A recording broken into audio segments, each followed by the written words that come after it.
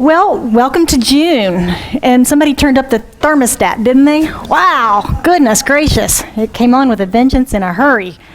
And we are starting our summer reading program. We haven't really done book studies per se here, and we're not doing a book study, but I'm using some books this summer to make it light, bright, and airy. It's Arizona, it's hot, and we're all in town, right? So we might as well have fun with it. We're going to start off with The Wisdom of Winnie the Pooh. And today we're going to start talking about, I want to give you a summary of Winnie the Pooh, and I read a lot of analogies of the book, and one of them that I thought was really cute was, it's a story about a dumpy little bear that wanders around asking silly questions, making up songs and going through all sorts of adventures without ever accumulating any intellectual knowledge or losing his simple-minded sort of happiness. Well, it sounds pretty good, though, doesn't it? Yeah, that doesn't sound like a bad thing. And I happen to think he's a wise philosopher. If you've been around here a while, you know I use his quotes periodically as one of my philosophical bests. And I love this one that he has. He says, "Love is taking a few steps backward, maybe even more, to give way to the happiness of the person that you love." Now, that's pretty wise to me. That's pretty wise. So our story today, our talk today, is Tracking a Woozle. Now, you might ask, what's a woozle? I have no idea. I think it's in the snipe family, though. Anybody been snipe hunting? I think it's in the snipe family. But we'll see. So let's start off with our story. And I'm cutting kind of to the middle of it, so you'll catch on. "Hello," said Piglet. "What are you doing?" "Hunting," said Pooh. "Hunting what?" "Tracking something." "Tracking what?" "Just what I ask myself. I ask myself, what?" "What do you think you'll say?" "I shall have to wait until I catch up with it. Now look there." He pointed to the ground in front of him. "What do you see there?" "Tracks. Paw marks." He gave a little squeak of excitement. "Oh, Pooh, do you think it's a woozle?" "It may be. Sometimes it is, and sometimes it isn't. You can never tell with paw marks." With these few words, he went on tracking, and Piglet, after watching him for a minute or two, ran after him. Winnie the Pooh had come to a sudden stop and was bending over the tracks in a puzzled sort of way. "What's the matter?" asked Piglet.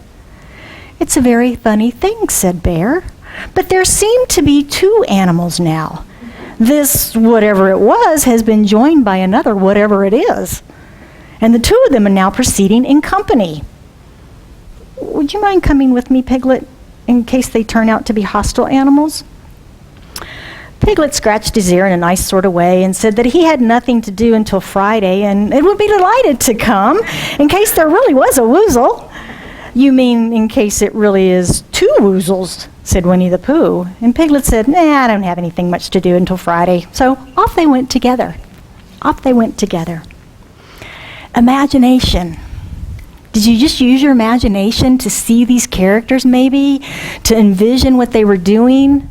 They're actually standing in the snow, looking at tracks in the snow and trying to figure out what this is. So we use our imagination to envision these stories and the words that we hear. And in Science of Mind, we talk about using our imagination and tools around how to create through our imagination, because we first know something in our mind and in our thoughts before we see it in form. It's the idea into form. And we talk about good things, and we try to create good things, and we have seeds that we plant into the soil, and we grow the idea. Well, seeds and soil are metaphors, right? It's not actually planting a seed in soil that we're going to manifest the new house or whatever we might be looking for. It's the idea and the thought into the action of law. Well, and it works the same all the time, but we also have a tendency to believe in ghosts in the closet and goblins under the bed, don't we? So we can create those good and powerful things and those scary and terrifying things as well through this power of our imagination, can't we? Yeah, we can. And frequently we will scare ourselves, won't we? Would you come with me, because in case they're hostile? In case they're hostile. So Winnie's making up this idea of the scary woozles that may be out in front of them. He's making that up. He doesn't know, but he's making it up. He's making it up. So what wonderful or terrifying things are you making up? How are you using your imagination today? How are you using your imagination? Are you using it to excite yourself and create positive and uplifting, or are you using it to scare or even terrify yourself through the beliefs and the ideas? How are you using the power of your imagination? Ernest Holmes, the founder of the Science of Mind, says in the text about imagination, he says, it awakens within us all the inner forces of nature and stirs into action latent powers which otherwise would never come to the surface. Stirs into action latent powers which otherwise would never come to the surface. Same thing. That can be those powers that move us forward and advance us in the direction of our dreams, or it can be those latent powers that stirs the fear and stirs the concern, stirs the worry. Our imagination can do both of those. So the question is, what are we allowing in our minds that we keep tracking, that we're tracking, that becomes one set of prints into two set of prints? What are we allowing in? That is that proverbial molehill that becomes the mountain. It can be the good, can it?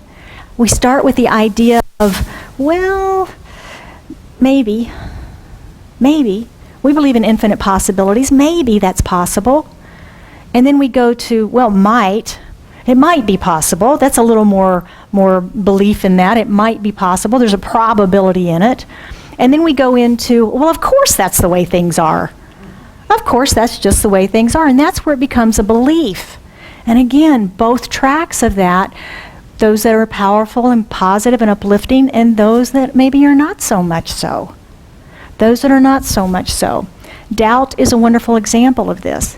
It can start very small, and then the next thing you know, we believe that's just how it is. That's just how it is. Do you remember the story from the Tao? We use pieces of it periodically, but we'll tell the whole thing today. A farmer had one horse, loved that horse. Horse ran away. Neighbors came over and said, "Oh, I'm so sorry, your favorite horse ran away." And he said, "Why do you think that is terrible? Why do you think that is terrible?" Because a month later, the horse came home bringing with it two beautiful stallions. And the neighbors came over and said, "Oh my goodness, that is such good news and so wonderful." And he goes, "Why do you think that's good and wonderful?" A couple of weeks later, his one and only son was thrown from one of the stallions, breaking his leg badly. The neighbors came over, "Oh, we're so sorry, it's so bad, your son has broken his leg." He says, "Why do you think that is bad?" And then a week later, the army came through and a war broke out. And everyone, all of the men and boys in the village were conscripted into the army, except the farmer's son.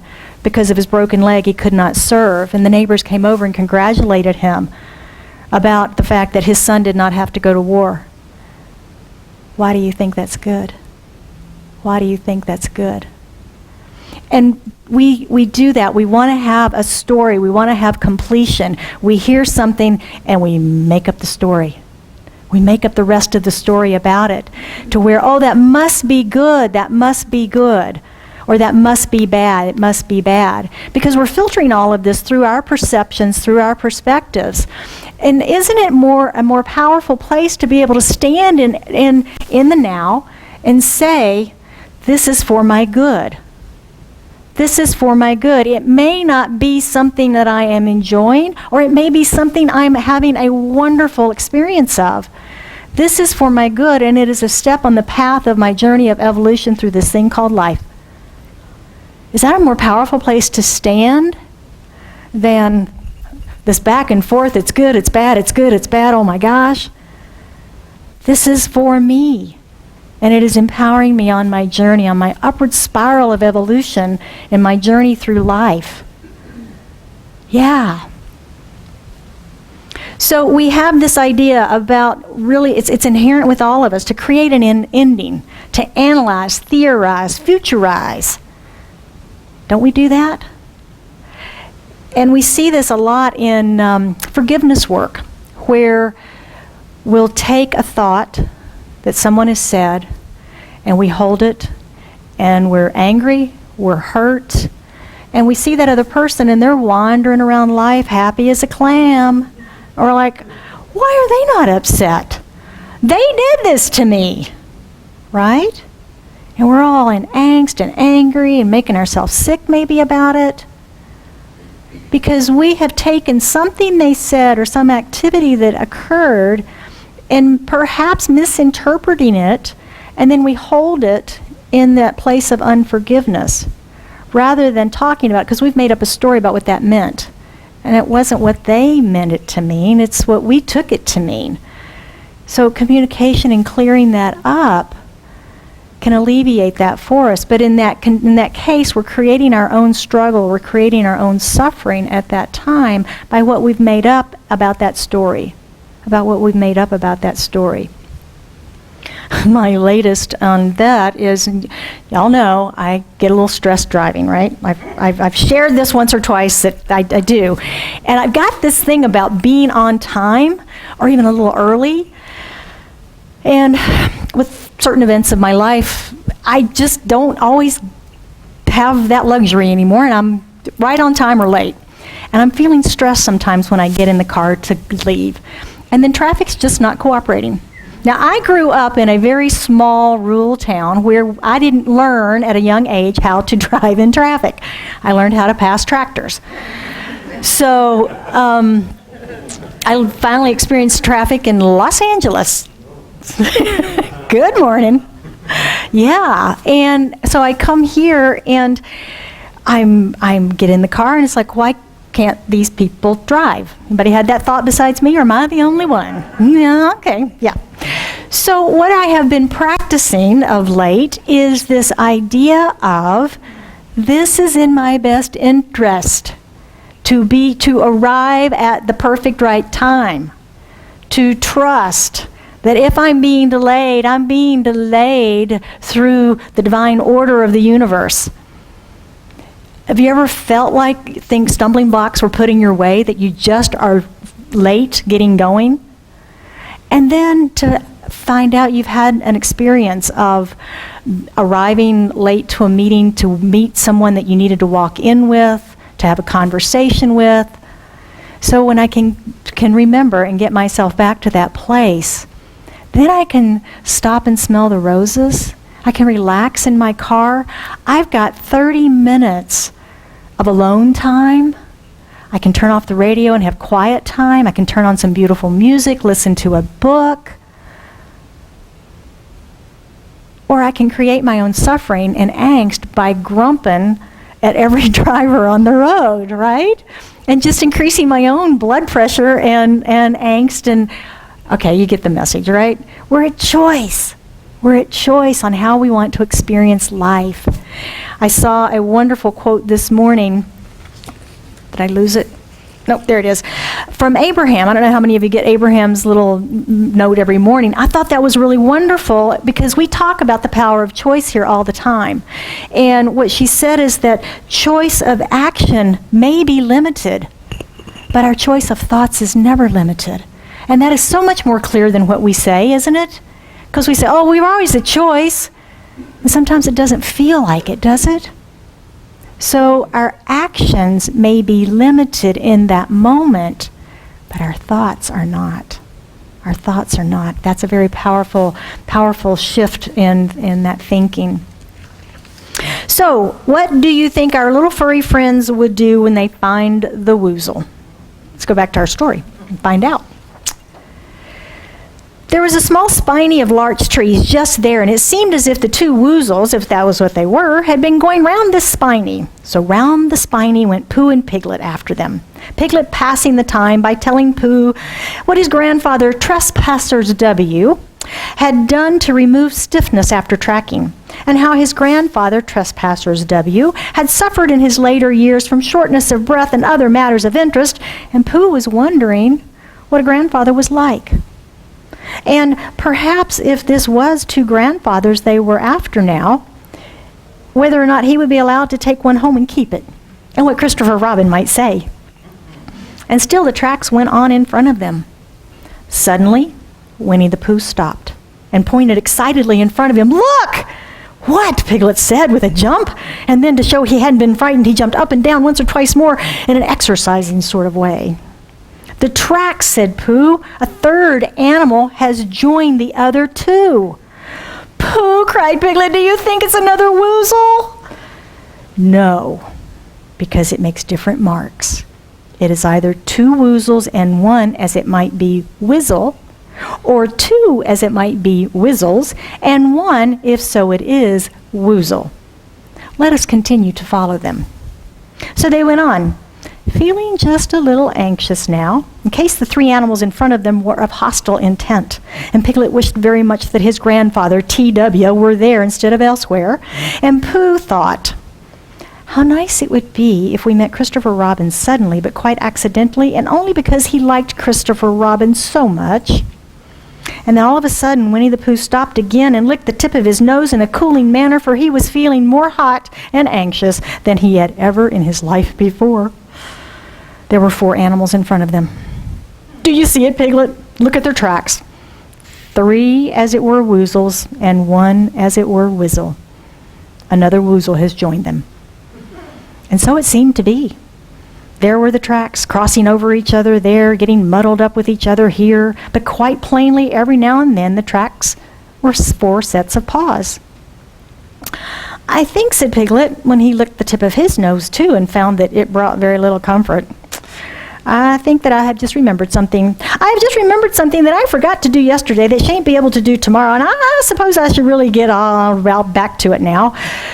"We'll do it this afternoon, and I'll come with you," said Pooh. "It isn't that sort of thing you can do in the afternoon," said Piglet. "It's a very particular morning thing that has to be done in the morning, and if possible between the hours of, what would you say the time is?" "About 12, I think," said Winnie, looking at the sun. "Between, as I was saying, the hours of 12 and 12:05. So really, dear old Pooh, if you'll excuse me." "What's that? What's that?" Now they've heard something. Not only are they seeing the tracks in the snow increasing in front of them, now they've heard something. Uh-oh. And we're at that phase in our imagination of, okay, I've had enough, I've scared myself enough, I gotta go home now. I've had enough. You ever been there? Yeah, it's time to go. It's time to go. I've had enough fun. Time to go. So they're in their bravado, aren't they? "Oh, it's okay. I need to go do something else. I'm not to share with each other that they're actually terrified right now." So they've created this drama in their mind. The drama in their mind. And I equate that to being a prisoner of our own thoughts. Anybody ever been a prisoner of your own thoughts? I have. Something comes into your mind uninvited, unbidden, some conversation. Why'd they say that? What'd they mean? I bet they meant this. And then I call it my hamster wheel gets going. And it just keeps going. And I'm getting no solutions whatsoever. It's just the same thought. It's just the same conversation over and over and over. What'd they mean? Why'd they say it? Why'd they call? Why'd they not call? When they called, they did this. And what did they mean when they called, when they said that? I wonder what they meant when they did that in that meeting. And why are they scheduling that meeting next week? And oh my gosh. Don't we do that? Yeah, I call that being a prisoner of our own thoughts, and it triggers in me that saying from the Bible, get behind me, Satan. It's the thoughts that get out of my head. I didn't invite you. Get out of there. I don't want to talk. I don't want to talk to you anymore. I don't want to talk to you anymore. And it just feels like those hamsters in my brain running round and round and round. And we go back to what we talked about last month. Just stop it, right? Just stop it. But sometimes they just, we stop it, we consciously stop it, and the next thing you know, it's back again, isn't it? Anybody go through that besides me? Yeah. It's like, all right, how do we do this? So what can we do if we're in that endless feedback loop, creating our own struggle? creating our own struggle through our thoughts. Let's go back to Pooh and see what they did in that moment of fear. So Pooh looked up at the sky, and then as he heard the whistle again, he looked up into the branches of a big oak tree, and then he saw a friend of his. It's Christopher Robin. "Aw, you'll be all right," said Piglet. "You'll be quite safe with him. Goodbye." And he trotted off home as quickly as he could, glad to be out of all danger again. Christopher Robin came slowly down the tree. "Silly old bear, what are you doing? First you went round the spiny twice by yourself, and then Piglet ran after you, and you went round again together, and then you were just going round a fourth time." "Wait a minute," said Winnie. He sat down and thought, in the most thoughtful way he could think. Then he fitted his paw into one of the tracks. He scratched his nose twice, and he stood up. Yes, I see now," said Winnie. "I have been foolish and deluded, and I am a bear of no brain at all." "You're the best bear in the world," said Christopher Robin. "Am I?" said Pooh hopefully. And then he brightened suddenly. "Anyhow, it's nearly luncheon time," so he went home for it. So that's the end of our Woozle story with the boys. But isn't that interesting on how that whole adventure was all imagined? It was their own tracks they were tracking. It was their own tracks they were tracking, and developed all of that fear and that angst and that whole story about woozles and whizzles. And Christopher Robin sitting in the tree the whole time watching and going, "What are they doing? What are they doing? What are they doing?" So my question for us today is, who's your Christopher Robin? Who's your go-to? When you're stressed, when you're in fear, when things aren't going your way, who's your Christopher Robin? You know, I would suggest God, Spirit, the divine, the essence, the presence, the one. Going within. When the fears come up, when the boogeyman and the goblins come out, it's time to go within and check in with our higher self, our higher wisdom, that power, that presence. For God is clarity. God is love. God is all of that which we seek outside of ourselves quite frequently, don't we? When we get afraid, what's our go-to? What's our go-to? Do we take care of a habit maybe that we have? Do we go shopping? Do we turn on the internet, the TV, Facebook? Anybody have that lovely bad habit? I need to look something up on the internet for business, and the next thing you know, I'm on Facebook for an hour and a half? Yeah. I see a lot of grins out here. I think I'm not the only one on that one. So I just want us to think about living a spirit-centered life. If that's our go-to response in struggle, stress, angst, fear, joy, gratitude, think about that as the center and the focal point of your life. Now, if you're not there, if it's not a habit that you already have, it's one that can be created, because we know we have this power of our thoughts, and we've already determined that we can't always keep them focused. We can't always keep them focused. So that's one of the keys, is to catch ourselves in this and try to keep ourselves focused on it. And we talk about it here, this idea of let go and let God. That can sound like separation, can it? And we don't teach separation. So the idea is really let go and let God flow through us. Because Spirit can't do anything for us that Spirit can't do through us. We are not puppets. We have free will and choice, and it has to come through us. But we, in our need to control or do for ourselves, block that. Don't need help. Don't ask for help. And that's part of the key, is in the ask. So let go and let God flow through us. Stop blocking the flow. So this month, my pearls of wisdom I'm sharing with my furry friend. And they're going to become Pooh's pearls of wisdom for this month as we talk about Winnie the Pooh, because I do think he's a wise philosopher. And we talk every week about meditation, and I love his first one.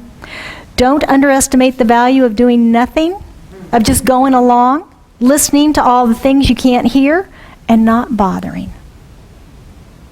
Not bothering. Doesn't that sound wonderful? I'm going to invite you once again to our meditation class this month coming up. Give yourself that gift. Give yourself that gift of meditating in community, the experience of learning to meditate if you don't have a practice, of deepening your practice in community with others if you do, and bring your consciousness and awareness to it. Remember, we talked last month that this is about our planet, that meditation is not just for ourselves, it's for raising the consciousness of the entire planet. Number 2, on friendship and a call for help. This is from today's story. This whatever it was has now been joined by another whatever it is, and they're now proceeding in company. Would you mind coming with me, Piglet, in case they turn out to be hostile animals? Would you mind coming with me? Our thoughts or imagination can scare us. We can make up all sorts of things in our life around our jobs, our careers, our financial abundance, our relationships, and our health. We can make up all sorts of stories. We can scare ourselves with those stories. So call a friend, call a practitioner, ask for help. Because asking for help is the second step in healing. The first step is recognition. And finally, his third pearl is on thinking. Did you ever stop to think and forget to start again? Did you ever stop to think and forget to start again? In the midst of struggle, stop and think. Stop the struggle and just think. Stop the hamster wheel and be for a few minutes. Stop and pray. And forget to start the struggle again when you come out of the prayer. Break the habit of bad thinking. Just let it go. So this week's practice, my invitation to you to take this home and play with during the week and practice during the week. First step is watch your thoughts. Watch your thoughts. And when you get to the endless feedback loop and the hamsters are running in your head and won't stop and they're going 100 miles an hour and oh my goodness, I need a stick to put in the wheel, you realize that you're just creating emotional stress in your body, because that's our key, isn't it? We feel it in our body. When we feel that stress, notice that. And then stop and think about God. Like Pooh says, maybe forget to start thinking about the original thought again. Maybe stop thinking about it. And we can choose our thoughts and choose those which empower us, which is along with what Abraham said this morning, is that the choice of our thoughts is unlimited. The choice of our thoughts is unlimited. And if you get stuck, you can't change them by yourself, call a friend. Call a friend, talk about it, call a practitioner and pray about it. Ask for a new thought. Ask for a new thought. And I promise you, your practitioners will give you a new thought, a new way to look at it, a new perspective to look at that struggle, to help you find the spiritual truth within yourself about it. That's what they're here for. So the act of asking opens us up to receive. Think about that. The act of asking opens us up to receive. But we must ask and get out of our own way. Make sense? Yeah. So I want to close today with a quote by our founder, Dr. Ernest Holmes, and I know you know it. And it's his change your thinking, change your life. And I've taken liberty and changed it a little bit this morning. Change your thinking and your life will change. Change your thinking and your life will change. I promise. I promise.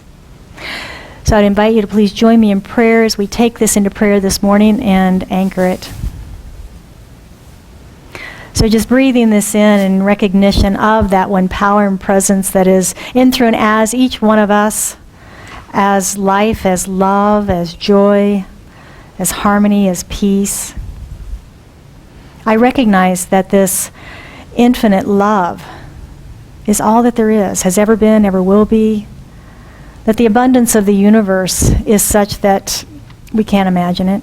We can't fathom it. There's so much. And the order, and the perfection, and the wholeness, and this thing called evolution. Ever growing, ever expanding. And I know that I am in, through, and as that, as it is in, through, and as me, as an expression of it, for we are one, as is each and every one in this room. We are all one in that wholeness of the divine, in that oneness of love, in that oneness of joy, in that clarity, wisdom, peace, wholeness. So from that place, I speak my word for and about each one here this day, knowing, claiming, and accepting the truth of who and what we are as these divine beings and expressions of light, of love, of joy, of peace, harmony. And as we creatively use this faculty we call, this gift that we call our imagination, we use it in such powerful ways to create the life of the dreams and desires that have come through us. And I know that as we all connect with this inner presence within us, as us, through us, that we allow it to flow, that we open ourselves and allow this presence of love, this presence of joy to flow through us, for the greater expression of itself as us, individualized and unique. And I know for anyone this day that has anything on their heart, anything that they're working with, we lift that in this expression of prayer into the light, knowing the full manifestation of it. Knowing for anyone that's lost a loved one this week, the peace, the love, the memories, the joy in that life shared. And for any that could not be with us here this day, that they are on their perfect right place, in perfect right path, in their perfect right place, doing what they need to be doing this day. And we bring them into our service in consciousness. So it's in great gratitude that I simply release this into the action of law, knowing that it is done, it is so, and we affirm it together by saying, and so it is.